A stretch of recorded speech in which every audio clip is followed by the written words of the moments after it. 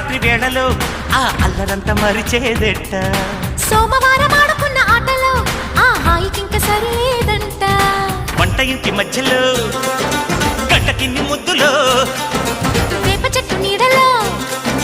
చంపకిన్ని చుంబలో